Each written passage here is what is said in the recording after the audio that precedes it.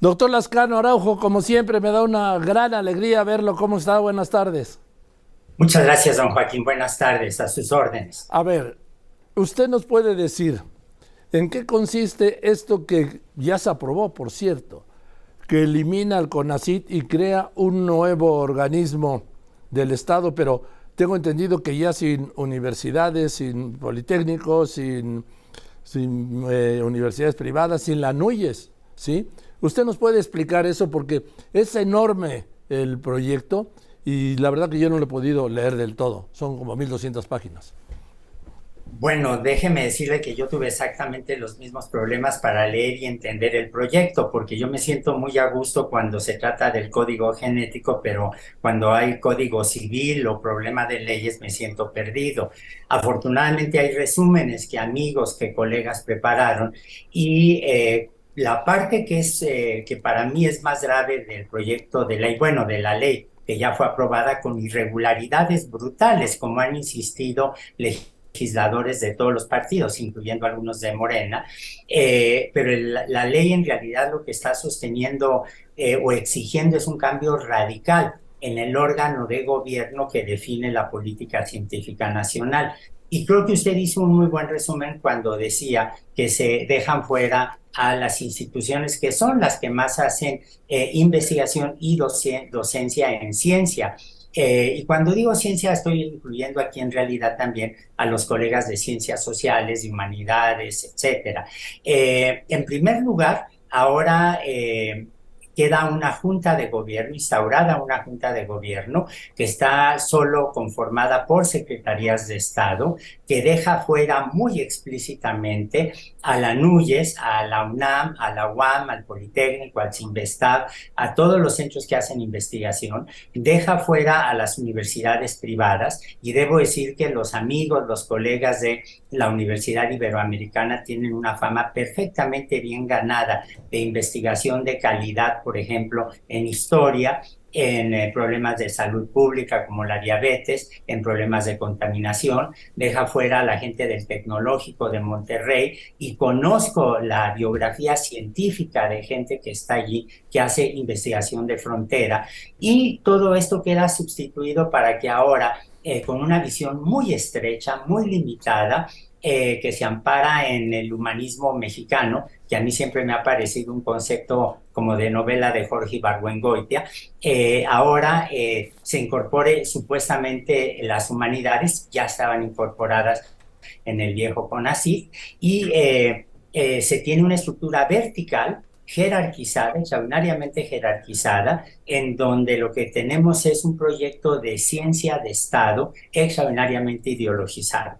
A mí me gusta mucho la historia de la ciencia en particular me llama mucho la atención y hay muchísimos casos históricos recientes en donde este tipo de estructuras a lo que conducen es a limitaciones extraordinarias de la libertad de investigación, a fracasos estrepitosos en términos de no aprovechar el potencial, sobre todo de la gente joven, y finalmente a retrasos académicos intelectuales brutales.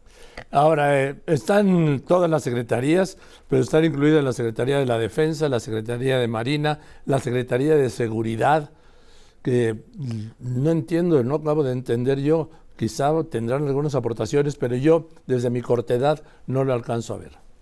Pues no es usted el único. En realidad yo creo que en México, como ocurre en muchos países latinoamericanos, por ejemplo, las Fuerzas Armadas realmente casi no hacen investigación. Hay algunas cosas de investigación, por ejemplo, en epidemiología, que han hecho médicos asociados al Hospital Militar. Hay colaboración muy buena, esto hay que decirlo, de la Secretaría de Marina en términos del estudio de los océanos, el estudio físico, el estudio de la flora y fauna marinas, pero realmente no hacen investigación. No es como, por ejemplo, el caso inglés, el caso alemán, el caso ruso, donde sí hay institutos de investigación cerrados, por cierto, a la inspección de las sociedades civiles por el tipo de investigación que se hace. Aquí yo creo que uno se tiene que preguntar entonces por qué la doctora Álvarez Bulla incluyó a las Fuerzas Armadas en la Junta de Gobierno. No creo que tengan un papel meramente decorativo y yo creo que en realidad la presencia es absolutamente ideológica. Con la presencia de la Armada y el Ejército en la Junta de Gobierno, lo que ella está haciendo es simplemente adherirse al proceso de militarización brutal que se está llevando a cabo en el país y manda un mensaje ideológico. A mí me gusta recordar en este sentido lo que decía don Jesús Reyes Heroles, que en política la forma es fondo y aquí la forma es claramente de un mensaje de militarización. Yo concibo a las Fuerzas Armadas como alguien que está, una entidad preocupada por la defensa del territorio nacional. El plan de N3, por ejemplo, ha cumplido con funciones admirables en la protección de la población mexicana, pero ciertamente es injustificada su presencia en la Junta de Gobierno y es injustificada la exclusión de las grandes instituciones que llevan a cabo la investigación académica y la investigación científica en México. Yo recuerdo que una de las primeras declaraciones de la doctora Álvarez Builla, directora de CONACYT, ahora será la directora de este organismo, supongo, no lo sé, fue aquella de que había que acabar con la ciencia neoliberal. ¿Usted distingue, conoce la ciencia neoliberal o se le puede poner un apellido como este a la ciencia, doctor? Mire, la ciencia en realidad históricamente se resiste mucho a que los adjetivos que se le pongan perduren. Por ejemplo, hubo experimentos de varias décadas que se dieron en la antigua Unión Soviética para hacer una ciencia socialista. Y déjenme decir que el que empezó a atacar la idea de la ciencia imperialista, que era como se llamaba en esa época liberal, fue nada menos que Stalin y su suegro, Zhdanov. Es una historia que conozco muy bien, es una historia que se conoce en el medio académico. En el ámbito de los años 30, ellos proponen que la ciencia se puede dividir en dos campos: la ciencia imperialista, que es la que sostiene Estados Unidos, y la ciencia socialista, que se opone a la ciencia imperialista, que era la que se estaba desarrollando en la Unión Soviética.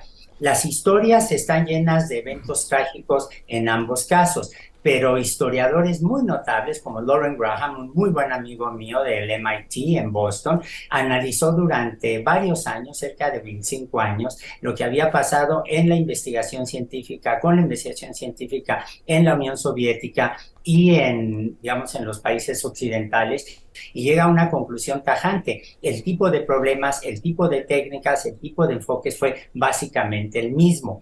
Hay otro artículo, si me permite mencionar, del caso chino.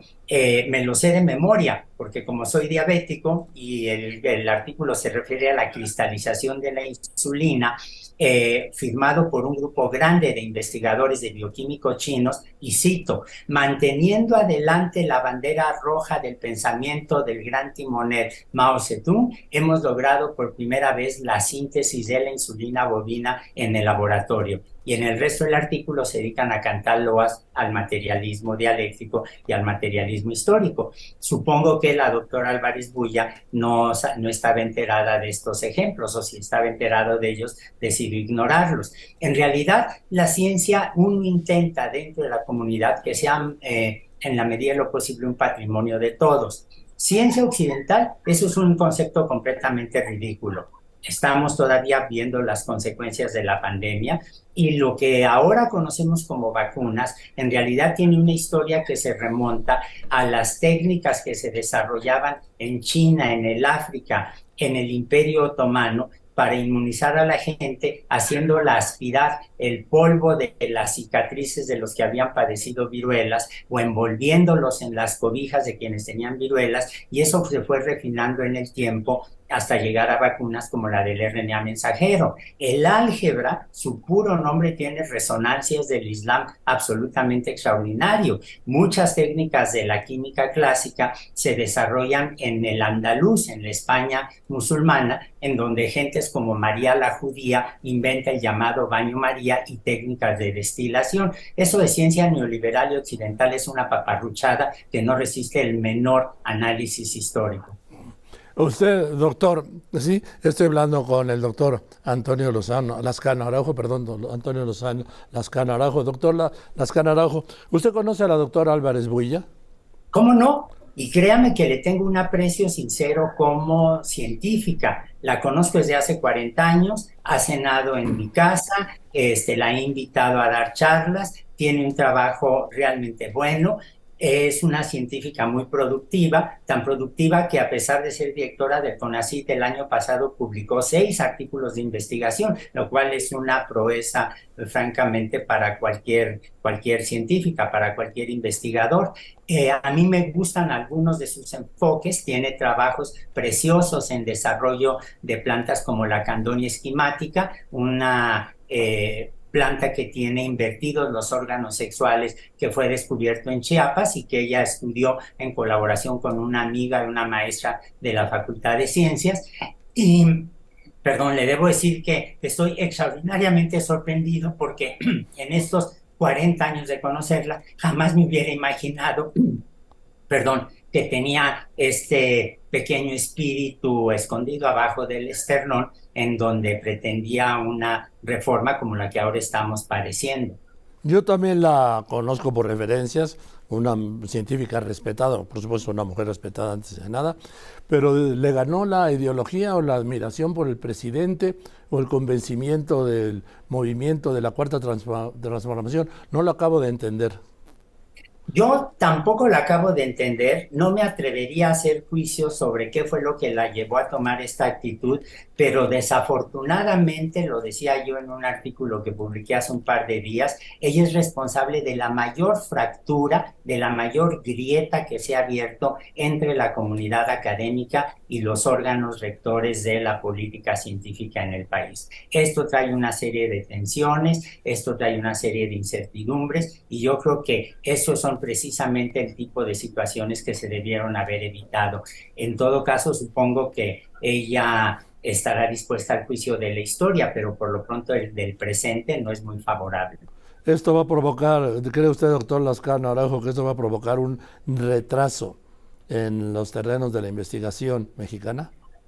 Enorme, porque uno de los principios que subyace el proyecto de ley es la idea de que hay ciencia aplicada y hay ciencia pura, que en realidad sabemos que lo que hay es ciencia buena o ciencia mala, ciencia de buena calidad o ciencia que no sostiene el análisis crítico. Déjenme ponerle ejemplos muy concretos. Por favor. Eh, por ejemplo, uno puede desarrollar técnicas de evolución molecular para seguir la evolución de virus, de patógenos como el SARS-CoV-2. Tenemos ahora millones y millones de secuencias que nos permiten estar viendo día a día, hora con hora, cómo está evolucionando. Y eso es el resultado de la conjunción de dos disciplinas que nadie hubiera pensado en los años 60 que se iban a unir, que es el cómputo, lo que en esa época se llamaba la cibernética, y la biología molecular. La ciencia en realidad no puede estar aislada de otras disciplinas científicas. Es cierto que el Estado debe jugar un papel rector en el desarrollo de políticas científicas, pero esa política tiene que ser abierta para estar viendo lo que está pasando en otras áreas, en nuevas áreas. Y esto es exactamente lo que nos permite tener en tiempos récords, por ejemplo, vacunas como la del RNA mensajero que se desarrolló, y lo que allí se demuestra es el impacto de muchas disciplinas, unas que entrarían en la categoría de ciencia básica, otras que entrarían en la categoría de ciencia aplicada, pero que van más allá de las fronteras que se le quieren imponer ahora con la ley que se acaba de aceptar. Y el tema de las becas para los estudiantes y para los posgraduados que vienen, por ejemplo, de instituciones privadas. Eso es un caso de exclusión que tiene que ser analizado en términos de la Constitución.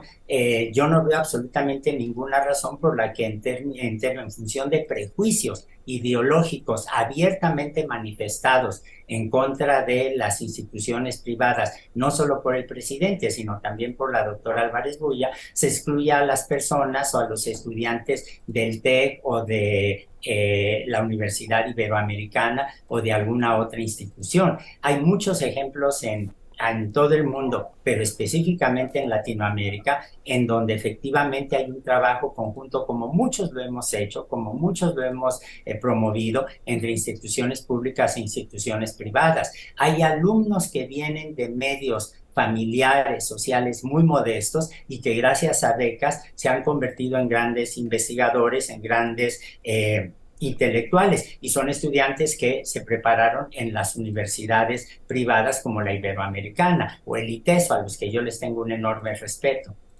Bien, doctor Lascano, le aprecio mucho que dentro de todas sus ocupaciones se haya hecho un espacio para explicarnos y aclararnos y darnos luces sobre esto que las consecuencias lo veremos quizá de la próxima generación, ¿no?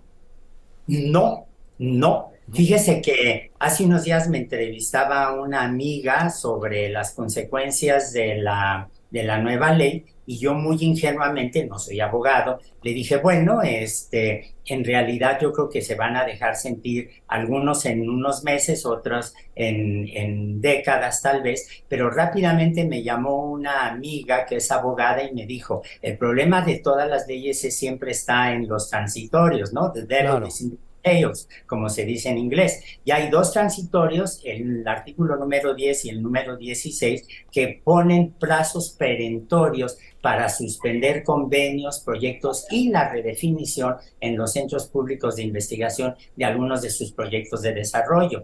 Hay que recordar que los centros públicos de investigación han sido las primeras víctimas, y uso el término con toda precisión, de la política del CONACYT actual, lo cual ha llevado a desastres como lo que ocurre en el CIDE, que era un centro de excelencia y que ahora está dirigido por un plagiario. En fin, pues le mando un abrazo, doctor Lascano, como siempre, y sabe la alegría y el gusto que me da verlo y escucharlo.